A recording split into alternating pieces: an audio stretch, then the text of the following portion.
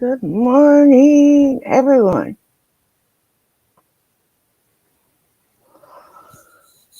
Good morning, Louie.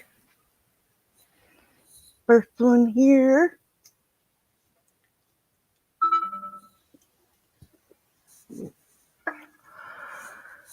So it's been a crazy week. And of course, Copper decides he's got to get his ball. Anyway, it is August 29th. And if you're new here, welcome. If you're an old timer, a new one, it doesn't matter if you're here just for support or learn how to maybe help someone you know that is struggling.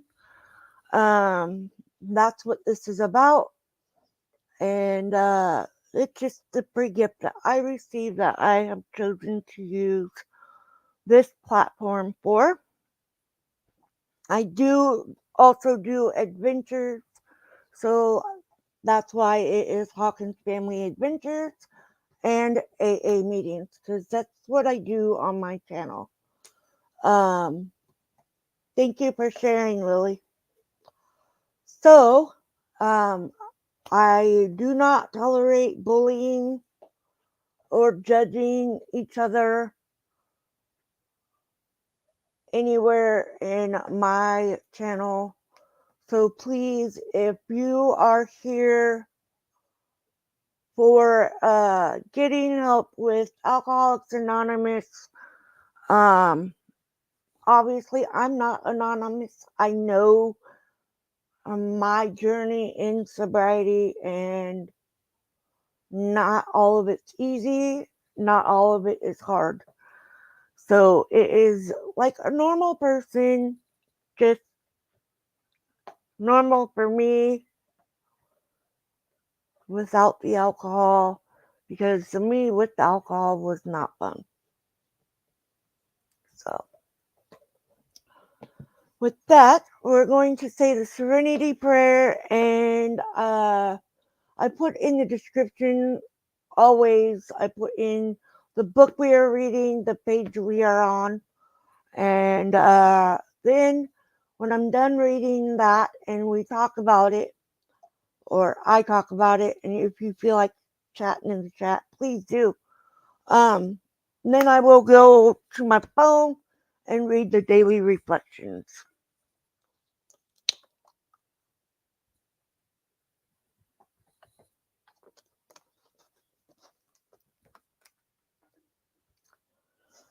God, grant me the serenity to accept the things I cannot change, the courage to change the things I can, and the wisdom to know the difference.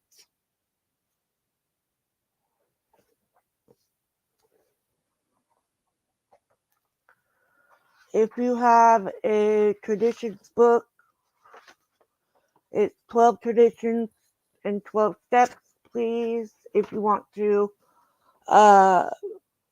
you can read this on your own, but in the front is the steps and the traditions and the content. And that's where I go to get the steps, even though I know them by heart. But sometimes I get tongue tied. After all, I am normal, whatever that is. Um, so step one, we we admitted that we were powerless over alcohol, that our lives had become unmanageable. Two, came to believe that a power greater than ourselves could restore us to sanity. Three, made a decision to turn our will and our lives over the care of God as we understood Him.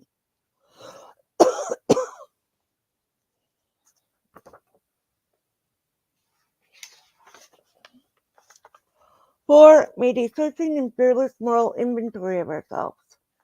Five, admitted to God, to ourselves, and to another human being the exact nature of our wrongs. Six, we're entirely ready to have God remove all these defective characters. Seven, humbly asked Him to remove our shortcomings. Eight, made a list of all persons that we had harmed and become willing to make amends to them all.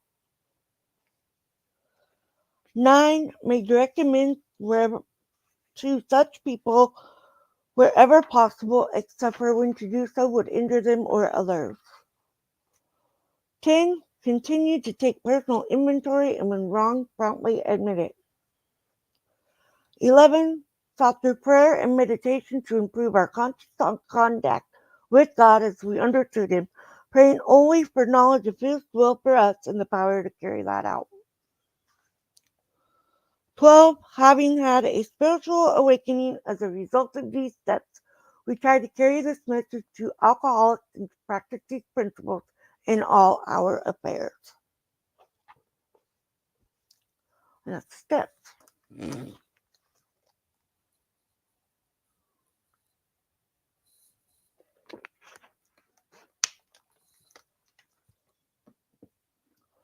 We are in the big book of Alcoholics Anonymous on 177. It will not take space to where I'm going to start, or I will not take space to relate all my hospital or sanitarium experience. During all this time, we became more or less ostracized by our friends. We could not be invited out because I would surely get tight, and my wife dared not invite people in for the same reason. My phobia for sleeplessness demanded that I get drunk every night, but in order to get my liquor for the next night, I had to stay sober during the day, at least up to 4 o'clock. This routine went on for a few interruptions for 17 years. It was really a horrible nightmare.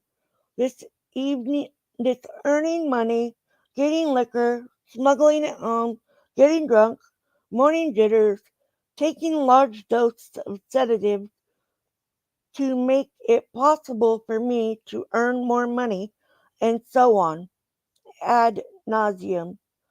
I used to promise my wife, my friends, and my children that I would drink no more. Promises which seldom kept me sober, even through the day. Though I was very sincere when I made them. For the benefit of those experimentally inclined, I should mention the so-called beer experiment. When beer first came back, I thought that I was safe. I could drink all I wanted of that. It was harmless. Nobody ever got drunk on beer, so I filled the cellar full. With the permission of my good wife, it was not long before I was drinking at least a case and a half a day. I put on 30 pounds of weight in about 2 months. Looked like a pig and was uncomfortable from shortness of breath. It then occurred to me that after one was all smelled out with beer, nobody could tell what had been drunk. So I began to fortify my beer with straight alcohol. Of course, the result was very bad, and that ended the beer experiment. About the time of the beer experiment, I was thrown in with a crowd of people who attracted me because of their seeming poise, health, and happiness. They spoke with great freedom from embarrassment, which I could never do, and they seemed very much at ease on all occasions and appeared very healthy. More than these attributes, they seemed to be happy. I was self conscious and ill at ease most of the time. My health was at a breaking point and I was thoroughly miserable. I sensed they had something I did not have, from which I might readily profit. I learned that it was something of a spiritual nature which did not appeal to me very much. But I thought about it could do no harm.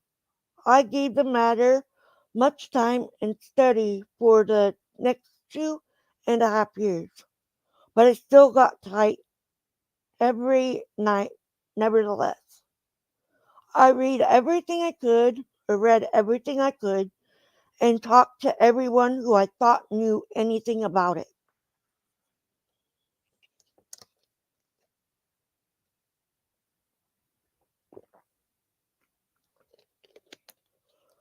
About this, sorry, I skipped the whole paragraph. My wife became deeply interested, and it was her interest that sustained mine, though I at no time think that it might be an answer to my liquor problem. How my wife had kept her faith and courage during all those years, I'll never know, but she did. If she had not, I know I would have been dead a long time ago. For some reason, we alcoholics seem to have the gift of picking out the world's finest men and women.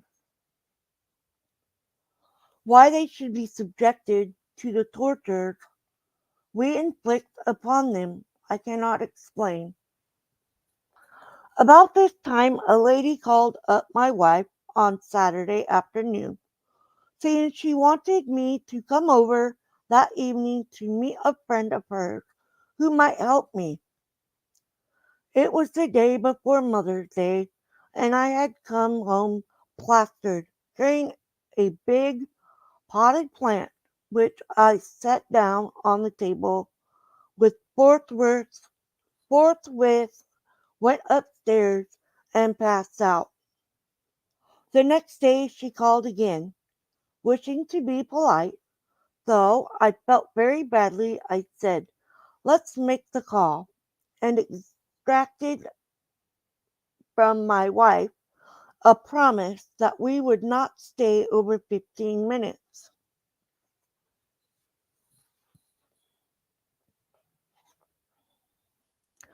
We entered her house at exactly 5 o'clock, and it was 11:15 when we left.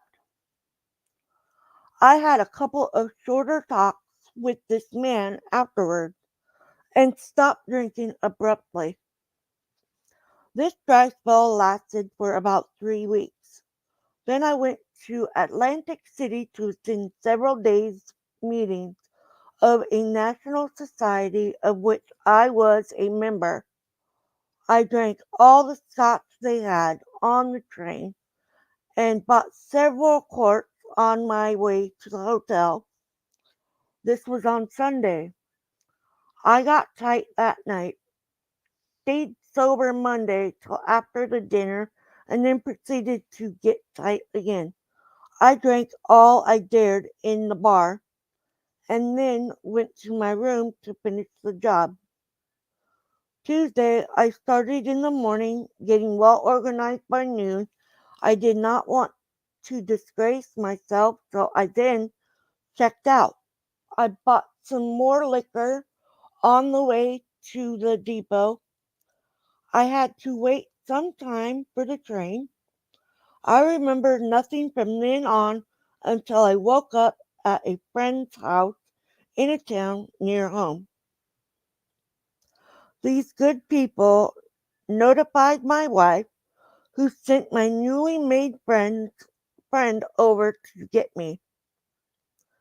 He came and got me home and to bed. Gave me a few drinks that night and one bottle of beer the next morning. That was June 10th, 1935. And that was my last drink. As I write, nearly 4 years have passed. The question which might naturally come into your mind would be,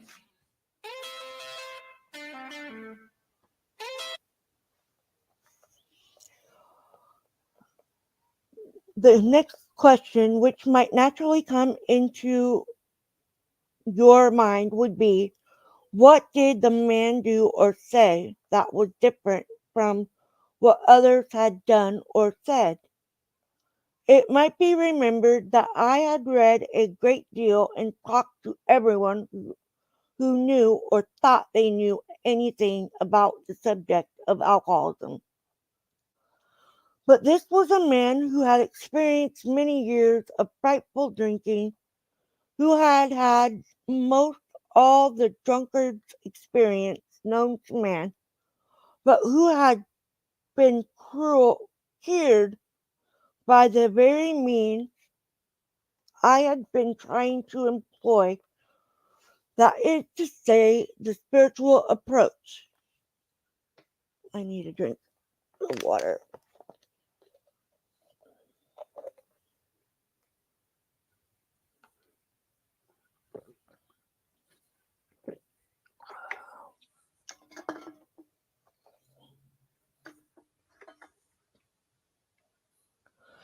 He gave me information about the subject of alcoholism, which was undoubtedly helpful. Of all more importance was the fact that he was the first living human with whom I had ever talked who knew what he was talking about in regard to alcoholism. From actual experience, in other words, he talked my language. He knew all the answers, and certainly not because he had picked them up in his reading. It is a most wonderful blessing to be relieved of the terrible curse with which I was afflicted.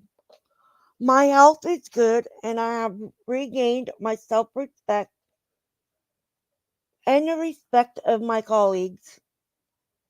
My home life is ideal, and my business is as good as can be expected in these uncertain times.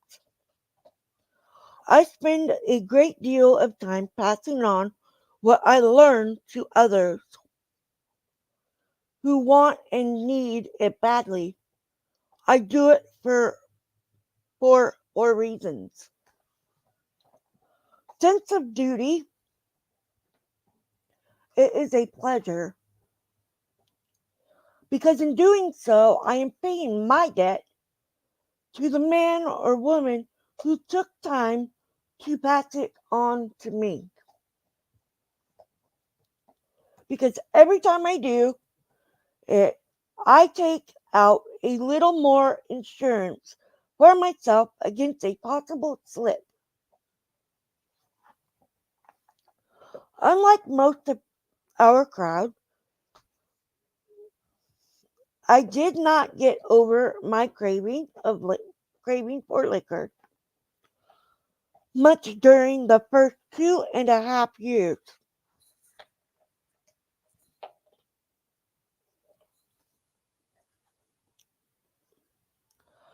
of abstinence. It was almost always with me, but at no time had I been anywhere near yielding. I used to get terribly upset when I saw my friends drink and knew I could not.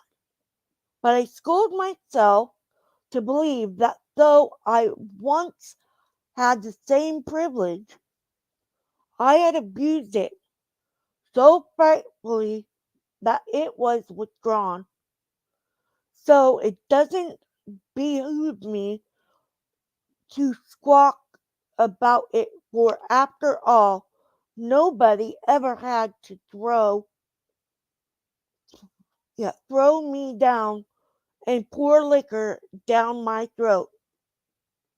If you think you are an atheist, an agnostic, a skeptic, or have any other form of intellectual pride which keep you from accepting what is in this book, I feel sorry for you. If you still think you are strong enough to beat the game alone, that is your affair. But if you really and truly want to quit drinking liquor for good and all, and sincerely feel that you must have some help, we know that we have an answer for you. It never fails. If you go about it with one half the zeal you had been in the habit of showing when you were getting another drink,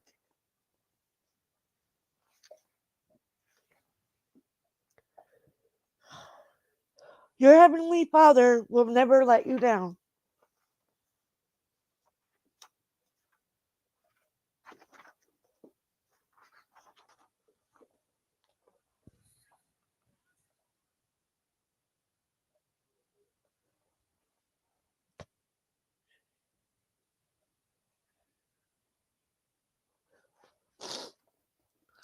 Made me realize again every time I come to this part, makes me remember that I couldn't do it on my own. I tried. I really tried to do it on my own by going a year without drinking.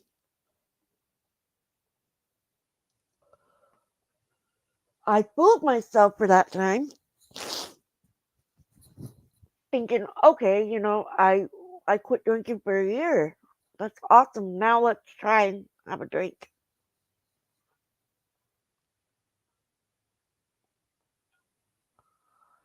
I went back down that road, and it wasn't fun. It was really hard. I have the power of my own right here.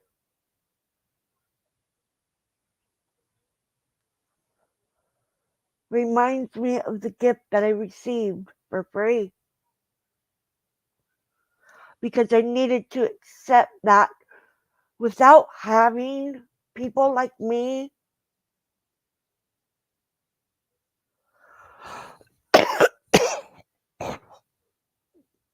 the ones that have been sober for a very, very, very long time,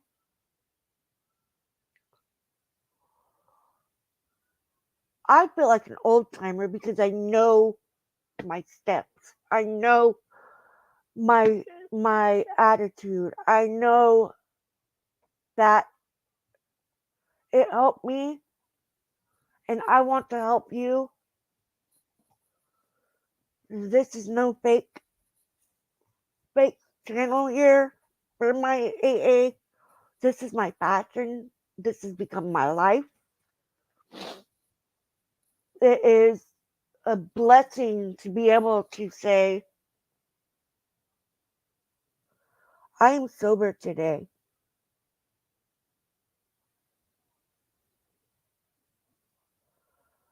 I am sober today, and I can be around those who drink.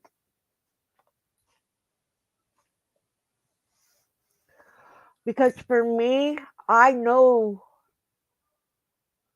what happens when I if I would go down that road.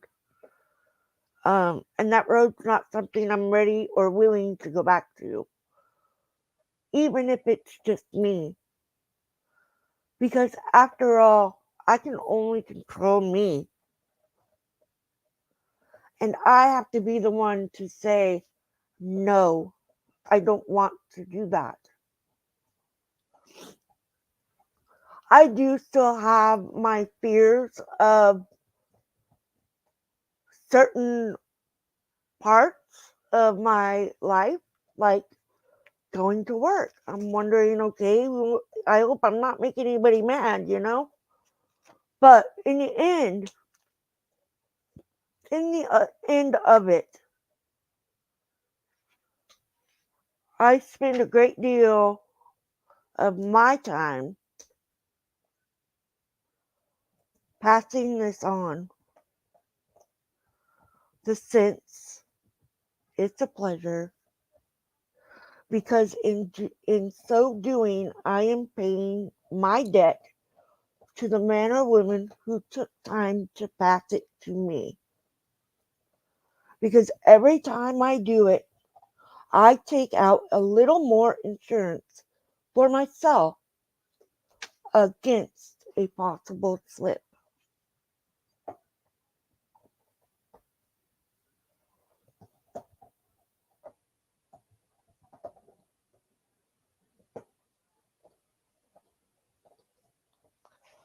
Yeah,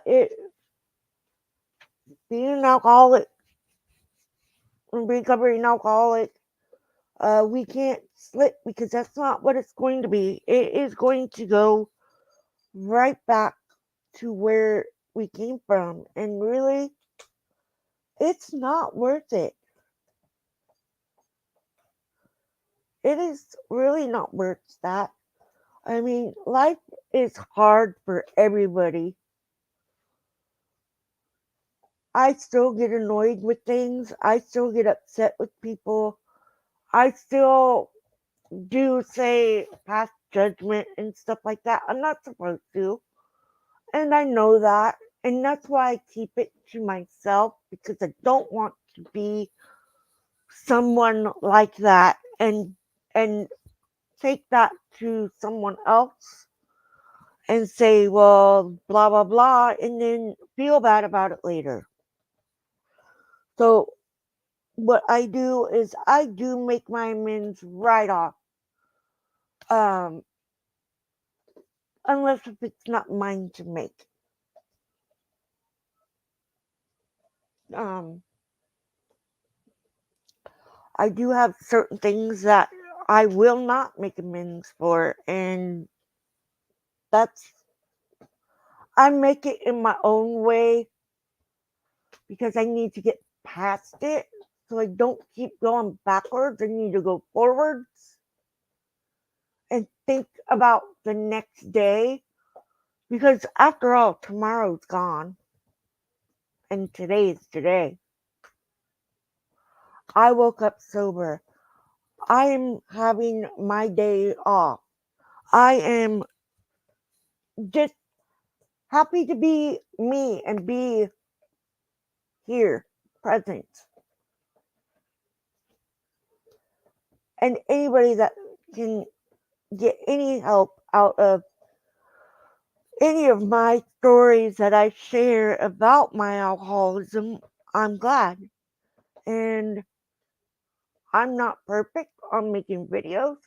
I'm not perfect at doing meetings. Nobody is. And, you know, this is my life to reach out to you, the people still suffering, the ones that are needing meetings and can't get to them.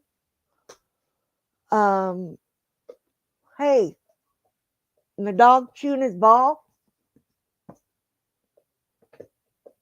That is really annoying. Can you please stop?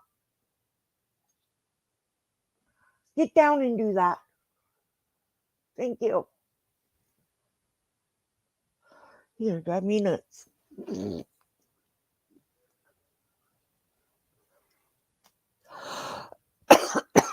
But yes, so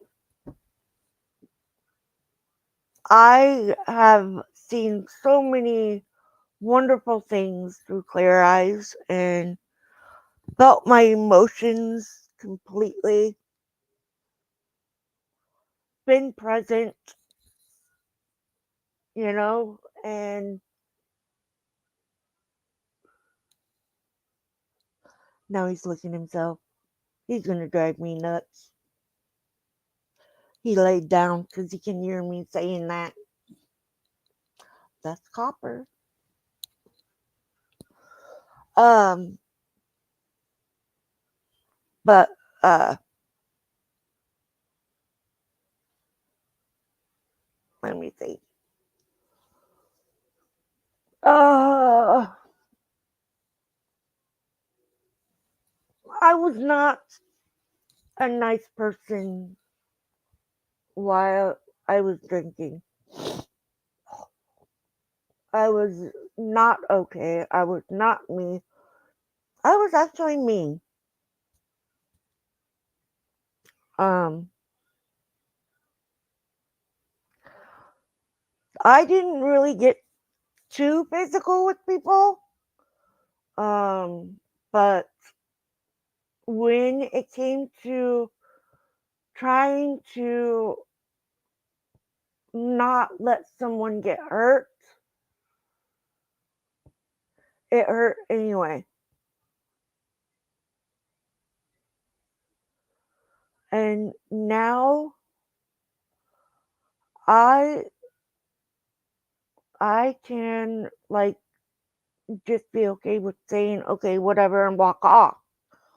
And yeah, I might leave really pissed off, but I make amends shortly after, very shortly after, because I don't want to walk away from my parents, my husband, my kids, and my kids' friends because they're my kids too.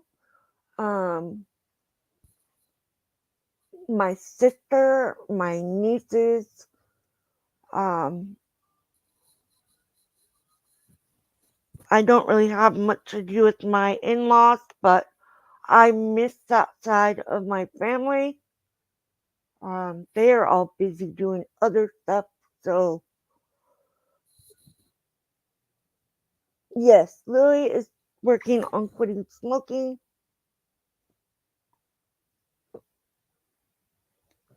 Again, this time she's going cold turkey. I wish you much luck, sis. Um, so it's been really smoky here in Oregon again. We have another fire. Unfortunately, it is another area where we hosted up on Mount Hood. So that stuff is going up in smoke. It was caused by lightning. So they are working on getting that out. It last night it was at 1,060 acres, I believe, is what I heard last. Um, so I don't know about. I do know that they said evacuations are at a level 1 right now, so we will stop. Hey, you're annoying. Please stop. Thank you.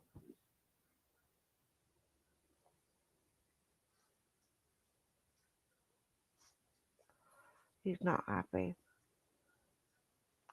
He's wiggling his tail though.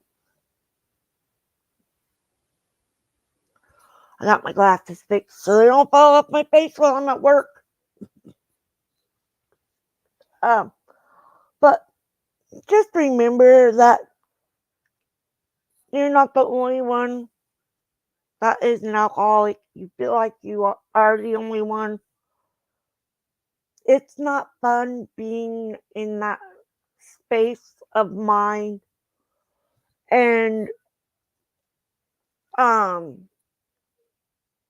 I just pray very much so for the alcoholics who are still suffering and for the ones that can't get to a meeting, and that are having those doubts in themselves about going back out and drinking.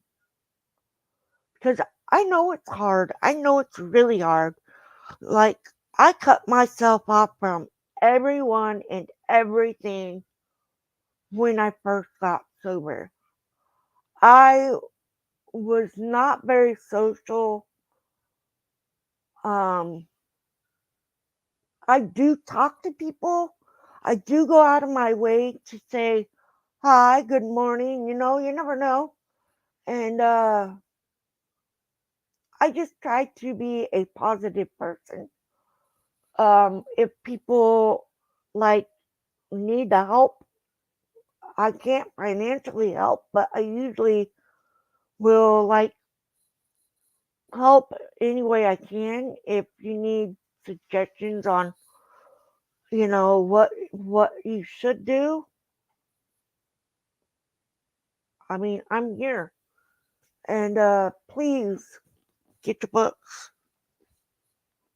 Go to meetings. Meetings are everywhere, even here on YouTube. Um, but I am passing on my sobriety to the alcoholic who still suffers and to the old timers to let them know that I am doing great being sober.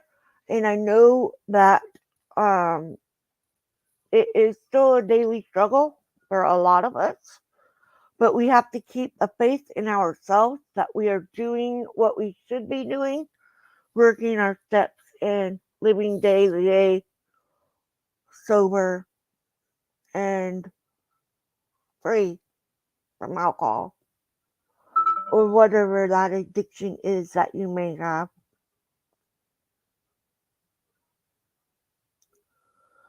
So I'm going to read the tradition, or not the traditions, but the daily reflection. So today I'm 8 years, 9 months, and 14 days.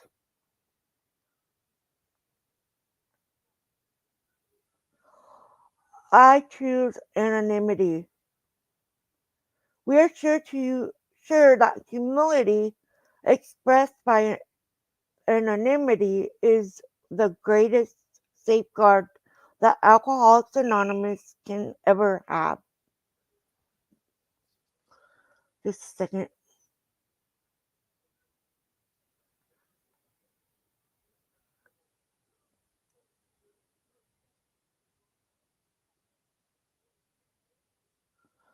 That is from 12 Steps and 12 Traditions, page 187. Since there are no rules in AA, I place myself where I want to be, and so I choose anonymity. I want my God to use me humbly as one of his tools in this program. Sacrifice is the art of giving of myself freely, allowing humility to replace my ego. With sobriety, I suppress the urge to cry out to the world. I am a member of AA, and I experience inner joy and peace. I let people see the changes in me and hope they will ask what happened to me. I place the principles of spirituality ahead of judging, fault finding, and criticism. I want love and caring in my group so I can grow.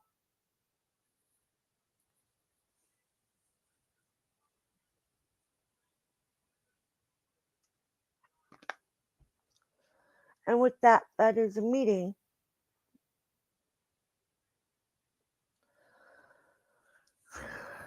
I love you all, and I hope you are having a wonderful week so far. Um, my throat is a little hurting, so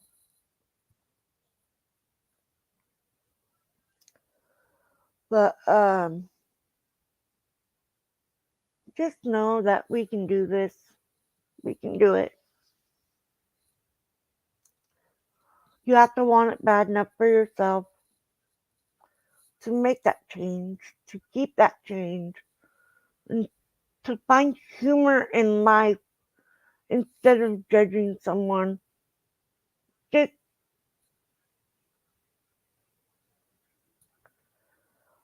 just know that we are all here fighting the same fight, and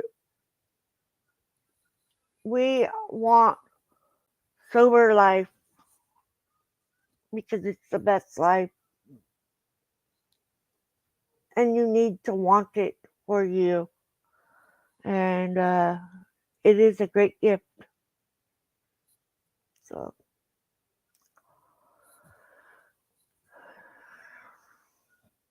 God, grant me the serenity to accept the things I cannot change, the courage to change the things I can, and the wisdom to know the difference. Keep coming back. It works, really, if you work it. I love you guys. Have a wonderful day. I'll be live tomorrow morning at 7:15 a.m. Pacific Standard Time for a chat about some adventures. Love you guys.